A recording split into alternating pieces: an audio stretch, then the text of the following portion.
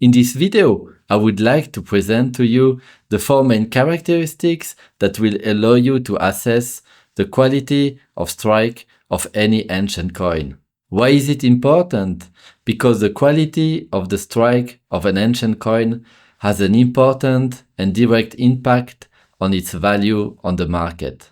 If you do not correctly assess it, you may well overpay a coin, as you will not be able to know if it is priced correctly or how high you should be bidding for it at auction. And this could be a costly mistake. In addition, if you are a serious coin collector, you should always set the quality standard of the coins in your collection as high as possible. And the quality of strike is one of the most important criteria for selection along the grade and the artistic merit. My name is Jonas, and I have been a Swiss professional numismatist, auctioneer and coin dealer for more than 15 years. And my goal is to help astute coin collectors to build their serious collection and to avoid the costly mistakes they might encounter on their numismatic journey. So, without any further ado,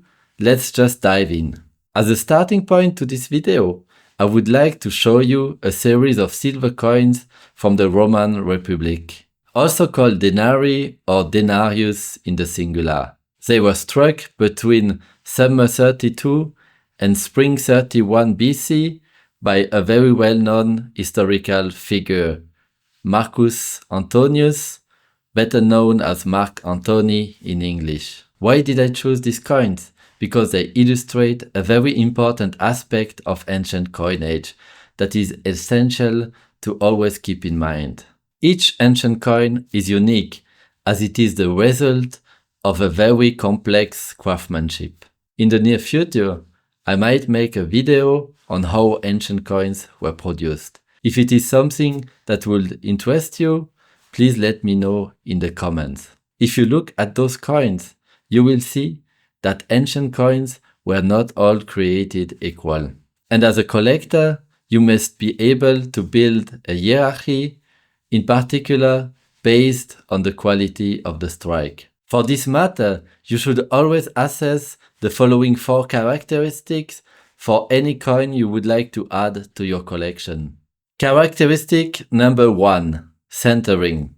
As you may already know, to produce an ancient coins, 2 dies were used to strike a blank and imprint both the obverse and the reverse of a coin at the same time.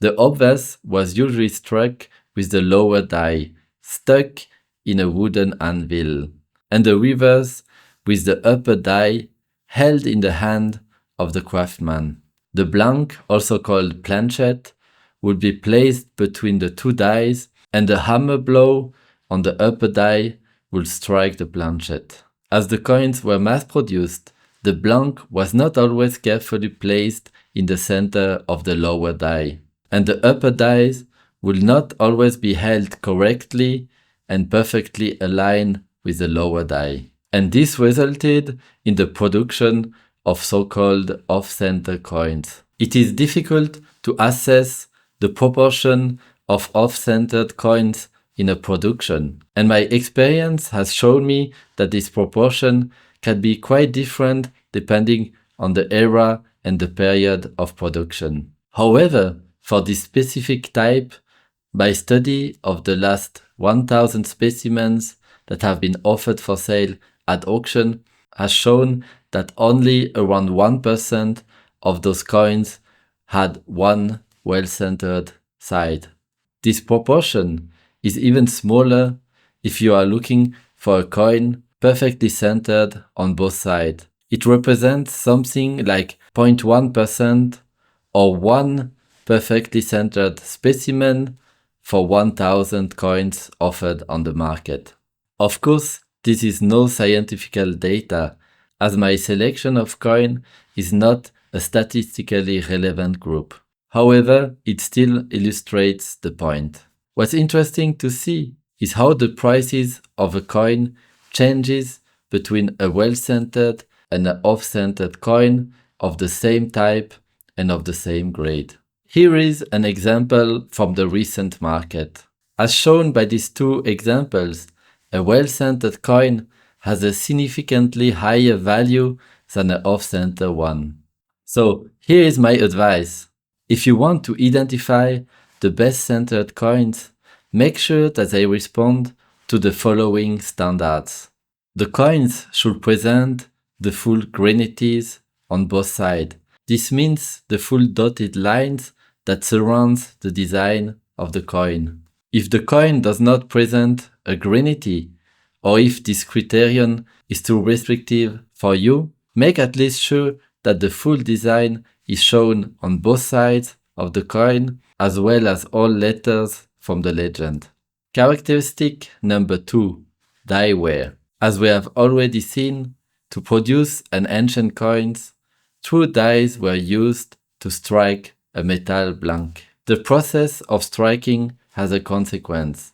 Each time a coin is struck, there is a minor wear of the dies. And the more the dies are being used, the more the details engraved on the dies are like worn away. In this case, as the details in the dies are worn away, the imprinted details are becoming increasingly blunt. It is estimated that an obverse die could have been used to strike up to 15,000 coins, while the reverse only half of it. This was due to the fact that the details engraved on the reverse were usually lower in relief, and thus the die worn out quicker. The consequence of that is that only the first series of coins struck with both new dies presented no wear on both the obverse and the reverse of the coin. In modern Swiss numismatics, this kind of coin is called an Erstabschlag, or first strike, and commands an important premium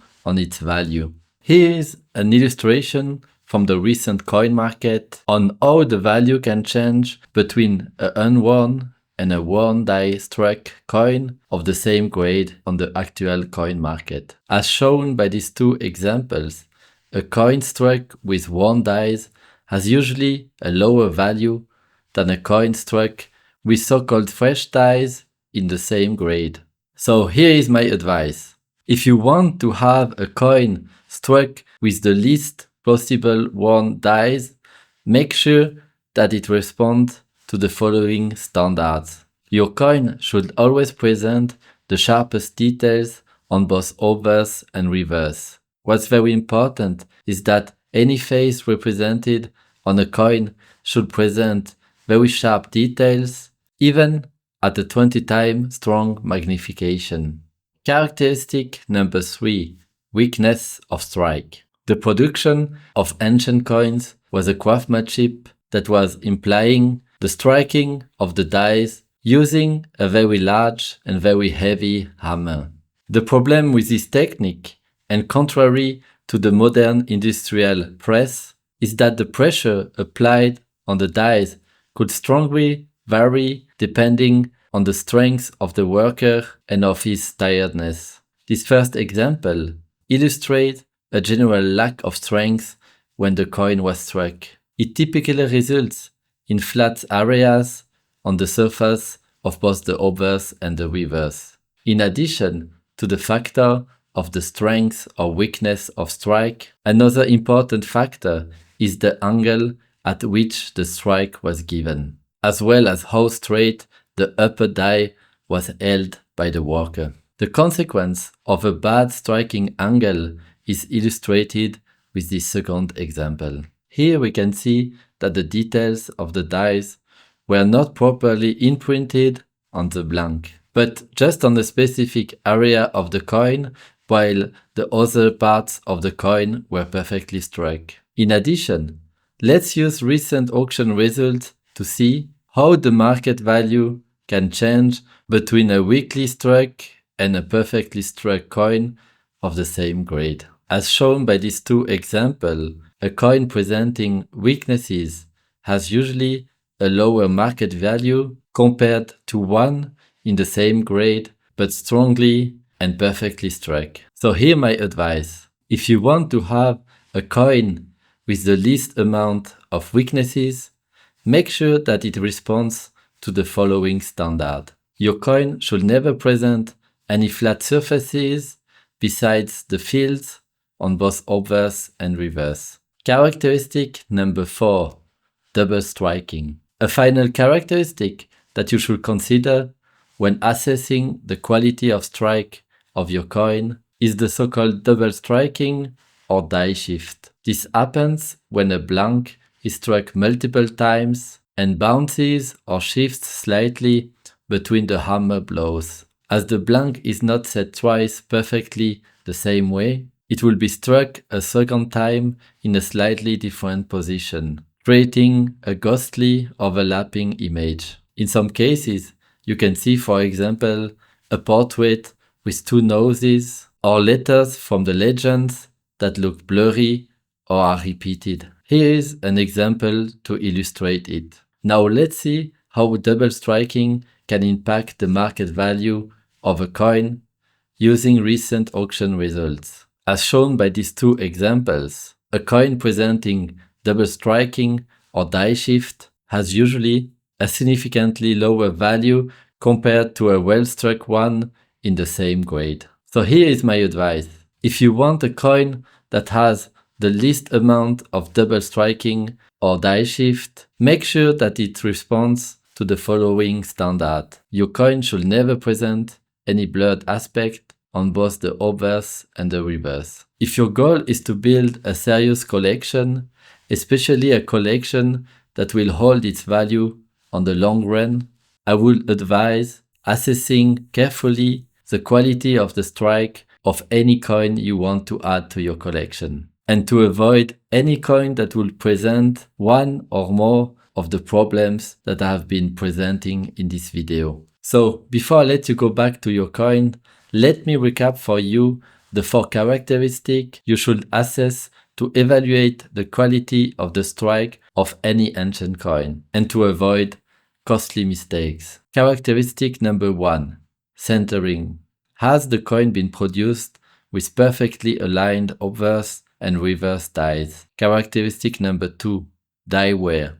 Has the coin been produced with fresh obverse and reverse dies? Characteristic number 3, weakness of strike. Has the coin been produced with a strong hammer blow and well horizontally held dies? And finally, characteristic number 4, double striking.